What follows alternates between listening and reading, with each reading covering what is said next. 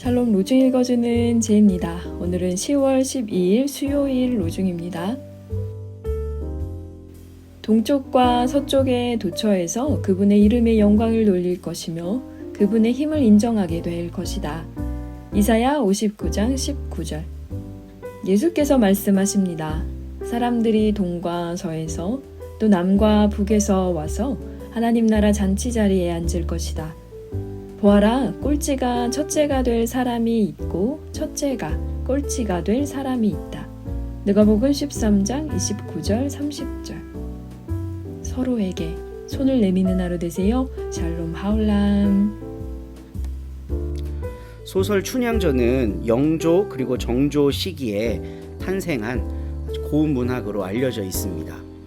판소리로 여러 마당극으로 재탄생해서 민중들의 삶을 위로하고 그들에게 새로운 희망과 꿈을 불어넣어준 굉장히 좋은 작품이라고 할 수 있죠.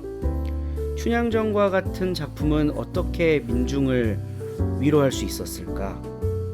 춘향전에 보면요, 법을 집행해야 할 사또가 악한 사람으로 등장합니다. 변사또죠. 마땅히 공명정대하게 판결을 하고 백성들의 삶을 돌보아야 할 사명을 받은 그였지만 탐관오리의 아주 대명사로 나옵니다. 그리고 춘향이한테 수청을 들라라고 하는 그 대목에서는 아마 보는 관중들의 분노를 엄청나게 유발시키기도 하죠.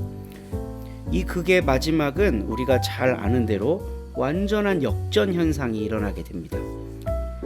법을 집행해야 하는 사또가 심판을 받아요. 누구에게?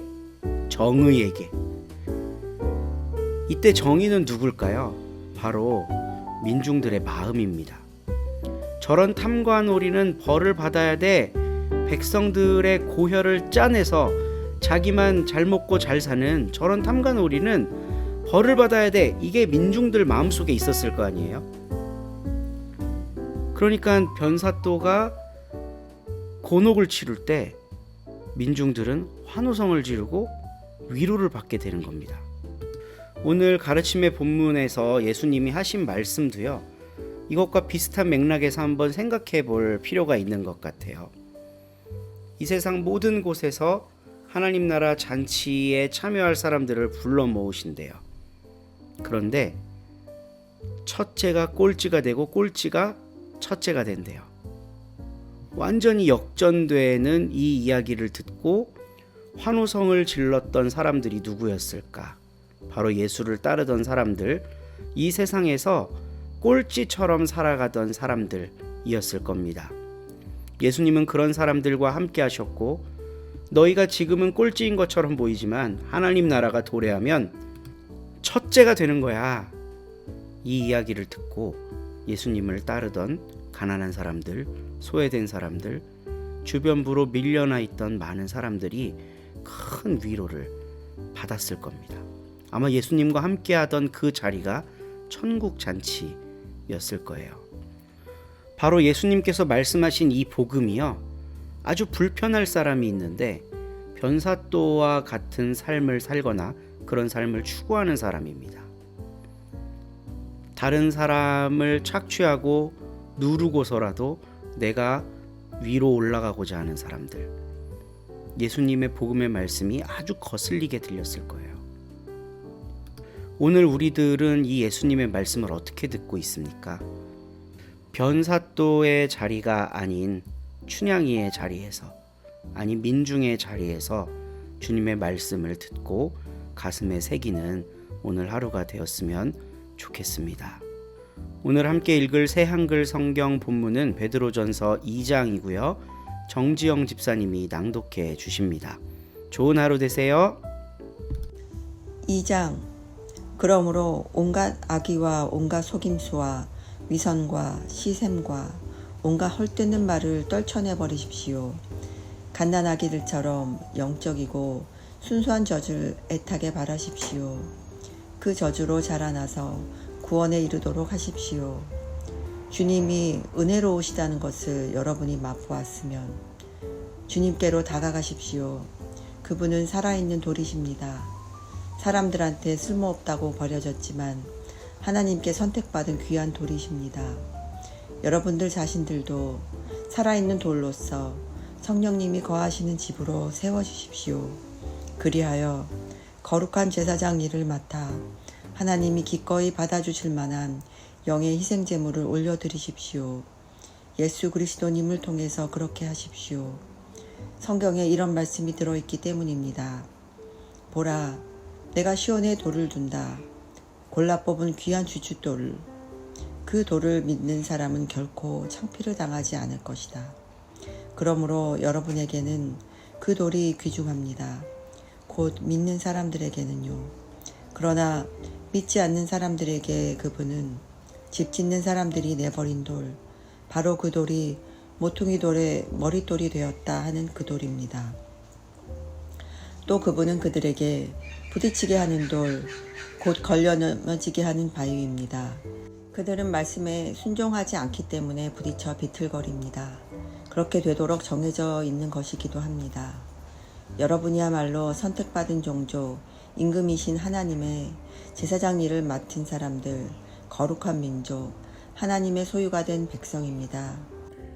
어둠에서 여러분을 불러내어 자신의 놀라운 빛으로 이끌어 들이신 분의 뛰어난 일들을 여러분이 힘껏 알리도록 말입니다. 여러분이 한때는 백성이 아니었지만 이제는 하나님의 백성입니다. 한결같은 사랑을 받지 못했었지만 이제는 한결같은 사랑을 받은 사람들입니다. 사랑하는 여러분, 나그네들이며 체류자인 여러분들에게 권유합니다. 영혼을 거슬러 싸우는 육신의 욕망들을 멀리 하십시오. 다른 민족들 가운데서 여러분은 행실을 반듯하게 가지십시오. 그래야 사람들이 나쁜 일 한다고 여러분을 헐뜯다가도 여러분의 반듯한 행동들을 지켜보게 되고, 그리하여 하나님이 살펴보러 오시는 날에 그들이 하나님께 영광을 돌리게 될 것입니다. 주님을 생각해서 여러분은 사람이 세운 온갖 제도를 인정하십시오. 최고 통치자인 임금의 지위를 인정하십시오. 또 임금이 보낸 총독들의 지위를 인정하십시오. 총독들을 보낸 것은 나쁜 일 하는 사람들은 처벌하고 선한 일 하는 사람들은 칭찬하게 하려는 것입니다. 하나님의 뜻이 이러하기 때문입니다. 곧 여러분이 선한 일을 해서 분별 없는 사람들의 무식한 말을 막아버리는 것입니다. 여러분은 자유로운 사람으로 사십시오. 그러나 그 자유를 악한 일 덮어 가리는 데 쓰지 말고 하나님의 종으로 사십시오. 모든 사람을 존중하십시오. 믿음의 형제자매를 사랑하십시오. 하나님을 두려워하십시오. 임금을 존중하십시오. 집종 여러분, 매우 두려워하며 주인들의 지위를 인정하십시오. 선하고 너그러운 주인들뿐 아니라 까탈스러운 주인들에게도 그렇게 하십시오. 이것은 은혜로운 일이니까요. 곧 누군가가 불의하게 괴로움을 겪으면서도 양심에 하나님을 모시기 때문에 견뎌낸다면 말입니다. 여러분들이 죄를 짓고 주먹으로 얻어맞으면서 참고 견딘다면 그것이 무슨 칭찬거리가 되겠습니까? 그러나 선한 일을 하는 가운데 고난을 당하면서 참고 견딘다면 이것은 하나님 보시기에 은혜로운 일입니다. 이것을 위해 여러분이 부름을 받았으니까요.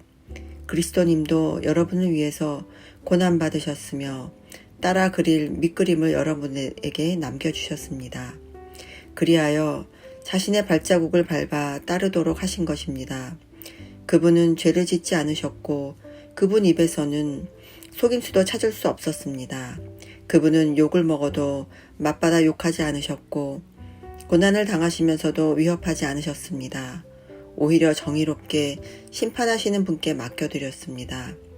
그분은 우리의 죄를 자신의 몸에 몸소 지시고 나무에 달리셨습니다. 그것은 우리가 죄를 완전히 끊고 의를 위해 살도록 하시기 위해서였습니다. 그분이 상처를 입으심으로 여러분이 낫게 되었습니다. 여러분은 양같이 속아서 해먹고 있었습니다. 그러나 이제는 여러분의 영혼의 목자요 감독이신 분께로 돌아왔습니다. 아멘.